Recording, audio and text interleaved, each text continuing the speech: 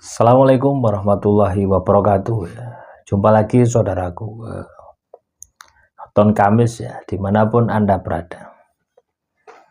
Ya, menanggapi komentar saudara kita, kaitannya dengan saya ini ditinggal pasangan ya, karena ekonomi saya jatuh.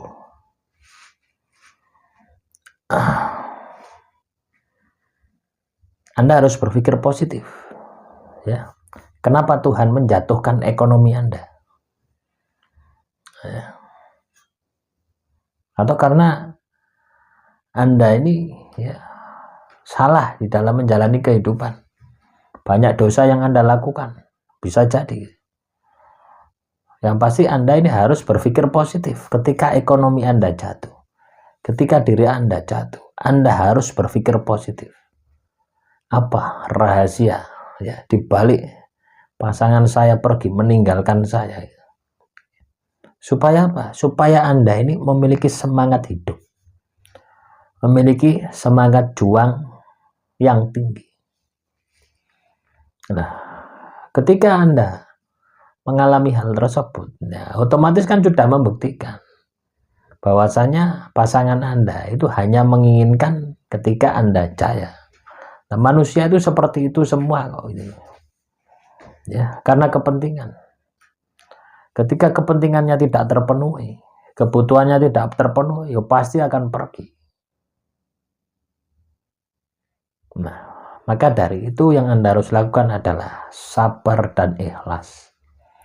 Sabar dan ikhlas ini bukan berarti Anda hanya menerima keadaan yang Anda alami saat ini. Ya tidak.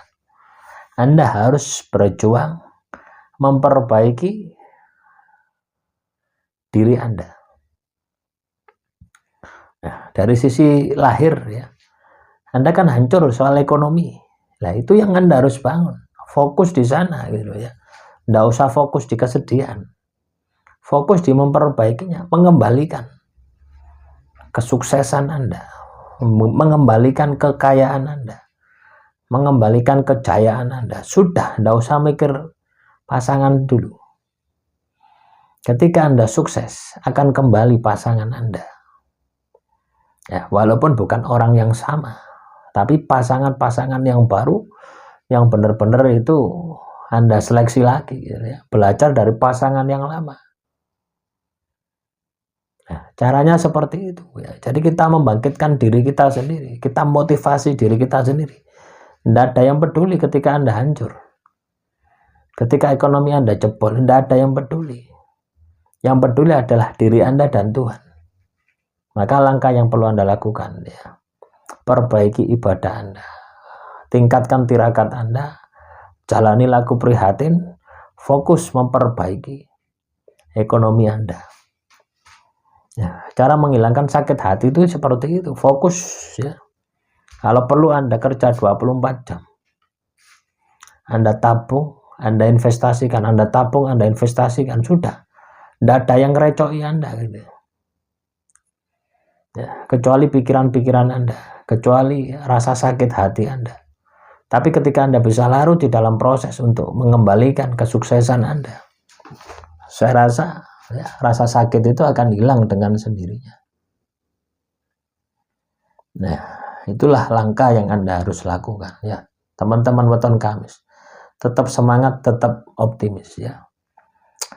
Setiap pertemuan pasti ada perpisahan. Setiap perpisahan pasti ada pertemuan. Tidak ada yang abadi di muka bumi ini. Tetapi saya berharap teman-teman Weton Kamis ini bisa memberikan yang terbaik terhadap siapapun. Ketika Anda memiliki jodoh, berikan yang terbaik. Soal mereka pergi, ya silahkan pergi. Nah, jadi kita ikhlas, kita legowo. Ya.